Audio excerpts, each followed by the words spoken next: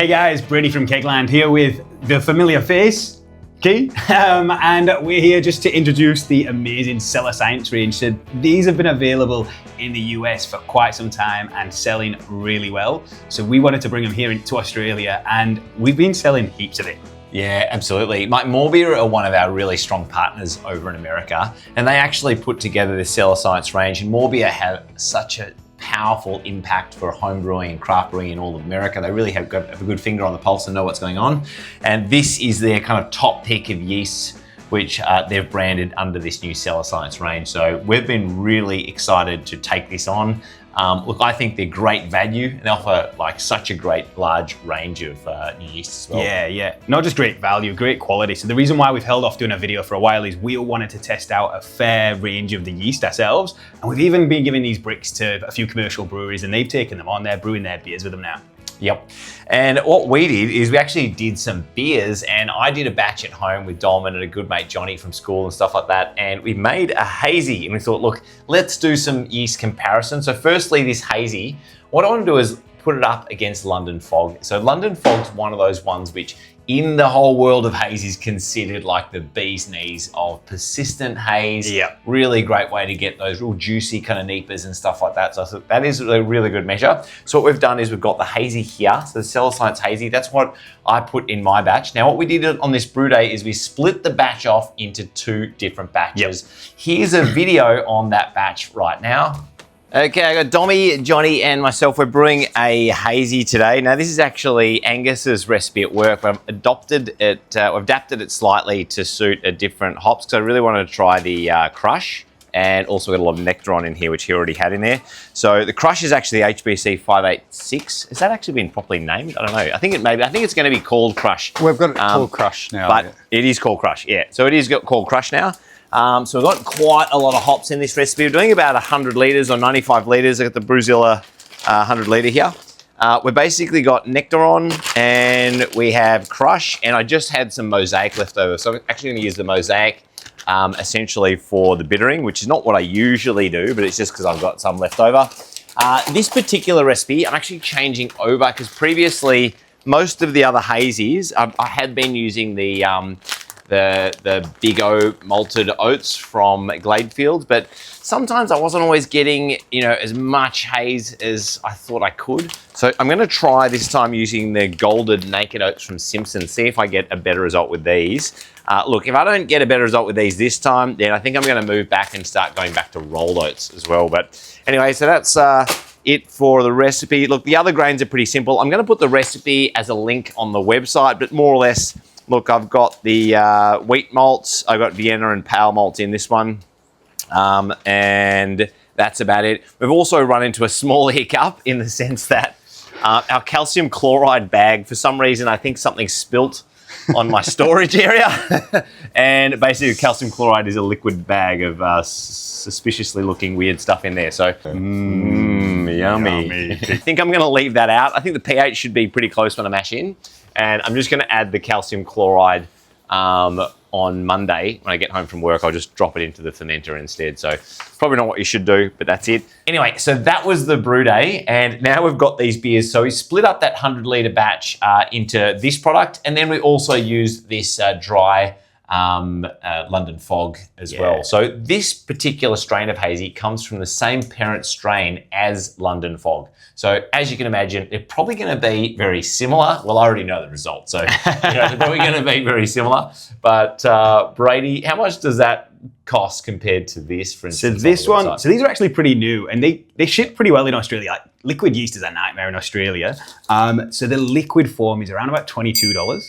Yeah, it's hefty. For one pack. Yeah, it's hefty. And the dry is slightly cheaper, so that's $10 a pack. Yep.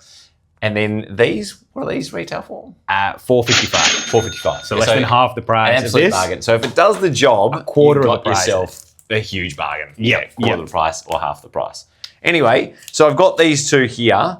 And I want you to taste them. I poured these out into glass. Firstly, let's have a look at them. Like, I would say, Brady, what do you reckon? These look, they're both as foggy as each other.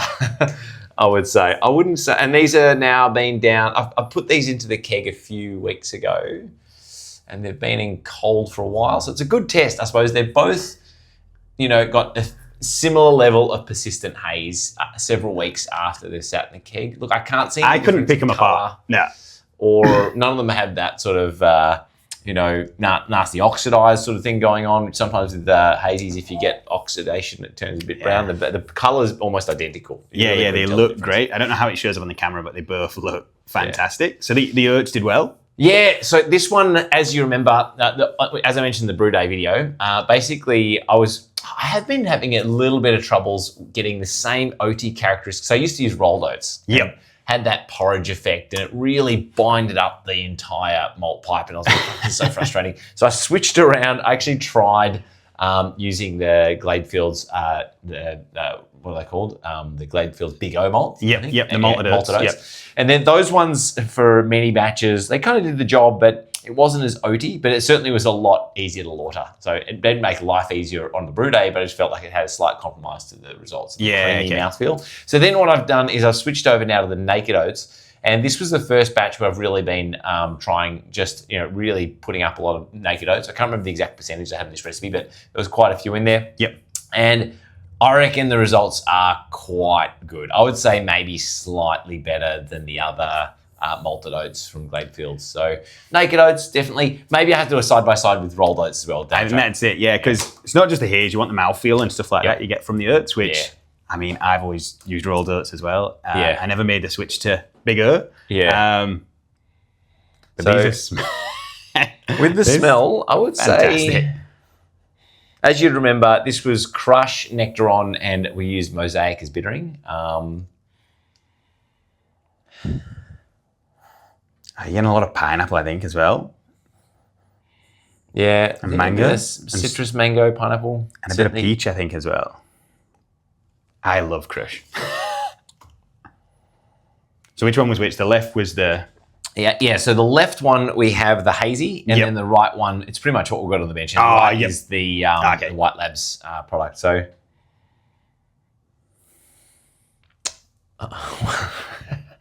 Maybe they're very similar. I wouldn't say one's any better than the other.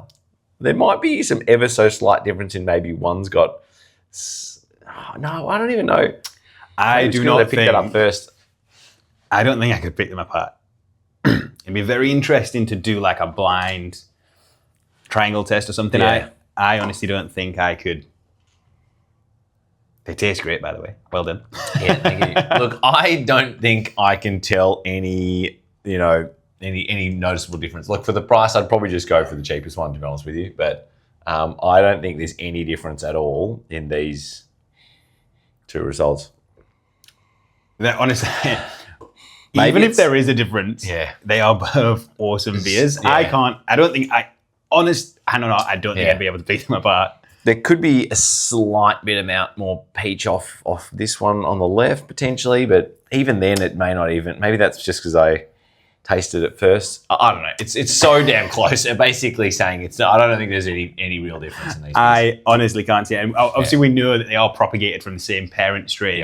Yep. And that's what's awesome about these, because some of these yeast are really difficult to find because they only exist in liquid form. So you've got like the Monk, which is from Y yeast, which is a yeast that you rarely get in Australia. I think you can only really get it in WA. Yep. Same as like the Saison, that's same as Y. That's from the same parent strain as Y yeast, French Saison, which again, really difficult to track down. Yeah.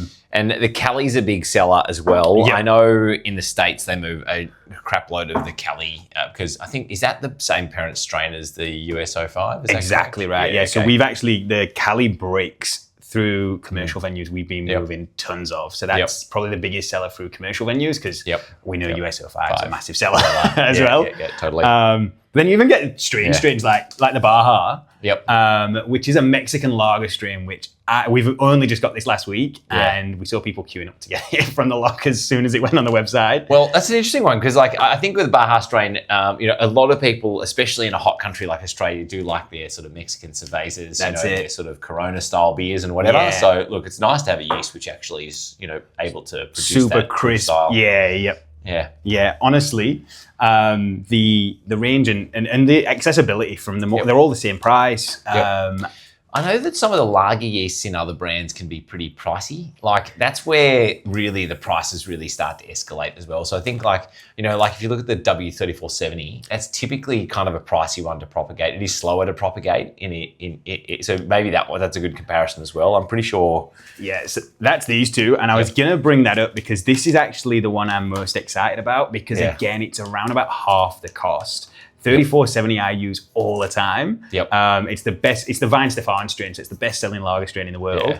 And I've just made a direct swap out for this and seen no difference whatsoever. And why wouldn't you do it? It comes from the same parent strain. It's like if it comes from the same parent strain, and as you say, it's like swap it out straight away and save $1. Like you just do that. Yeast can add up, especially if you're doing double batches, especially lager yeast strains when you generally use 2 packs. So you're paying nearly $20 for 2 packs of this, whereas this one is still under $10. Yeah. I remember back in my day, I used to go the effort of repropagating a lot of yeast, and collecting it out of the container and used to repropagate it and save $1 that way. But honestly, now that these are so available, you know what you're getting in the pack, and also the specs online are really good. So very low CFU, so still the way the packaging's really done very professionally, and you're able to repitch over multiple generations on one pack, even if you didn't really want to do that. I think honestly, it gives a great range and great value and great quality. Yep, beauty. All right, nice one. Well, get into the full range of the Cellar Science yeasts. They're available on the website. If you've got any other questions, put in the comments below, or if you've got any other requests, like you want to see another strain that are not currently in this range, please let us know. We're going to start packaging some of these in some of our kits as well online, so you can try them out with some of our fresh work kits and stuff like that. But is there anything else to sort of mention? We do actually have a big online, we'll put a link to it in below. So we've got a big poster as well that shows exactly which strains they were propagated from and things like that. So you can see exactly what you're getting if you're not familiar with any of the strains that you see here. So that's really, really helpful to know what you're buying. Yeah, nice one. All right, well, as always, guys, make sure you subscribe, hit that bell icon so you get notified when new videos land like this, and join that Kegland Homebrew community group on Facebook. So sign up for that one now and be in on the discussion. All right, that's it, and see you guys next time. Cheers, guys. Bye.